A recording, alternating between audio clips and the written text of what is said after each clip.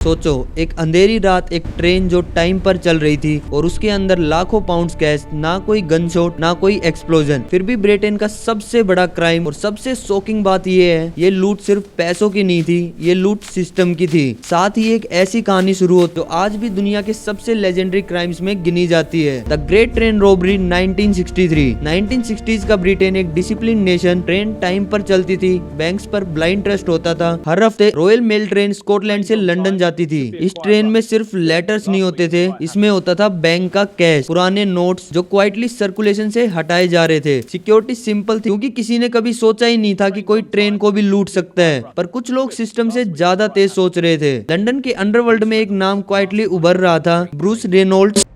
Bruce Reynolds, the mastermind behind the Great Train Robbery. Smart, stylish और dangerously ambitious. उसके साथ थे professional criminals रोनी बिग्स, buster Edwards, Charlie Wilson और Gordon गोडी। ये लोग इम्पल्सिव नहीं थे, ये साल भर प्लानिंग करते थे और एग्जीक्यूशन सिर्फ मिनट्स का होता था। उनका प्लान क्लियर था, ट्रेन को ही लूटना है। तो प्लान सिंपल था लेकिन ब्रिलियंट था। रेलवे सिग्नल के साथ छेड़छाड़, ट्रेन को फोर्स स्टॉप करना, ड्राइवर को आइसोलेट करना और कैश लेकर डिसअपीयर हो जाना। कोई भी अननेसेसरी वॉयलेंस नहीं, कोई हीरो बनने का ड्रामा नहीं, बस एक चीज चाहिए थी, टाइम। और टाइम के लिए उन्होंने चूज किया एक abandoned farm house, Leatherslade Farm. यहीं लूट के बाद छुपना था, यहीं सब कुछ डिसाइड होना था, बस अब उस रात का इंतजार था। तो 8 अगस्त 1963 सुबह के करीब 3 बजे रॉयल मेल ट्रेन ग्लासगो से लंदन जा रही थी। वहाँ पर अचानक स्लो होती है और रुक जाती है। ड्राइवर नीचे उतरता है और उसे जरा सा भी अंदाजा नहीं होता कि वो रात हिस्ट्री बनने वाली है। गैंग कंट्रोल ले लेती है, ड्राइवर और स्टाफ को ओवर पावर किया जाता है, वॉयलेंस मिनिमम होती है बट कंट्रोल कंप्लीट होता है। कैश वैन्स खुलती हैं और जब बैग्स ओपन होते हैं तो अंदर होता है 2.6 मिलियन पाउंड्स। 1960 के टाइम पर ये अमाउंट बहुत बड़ा और शॉकिंग था।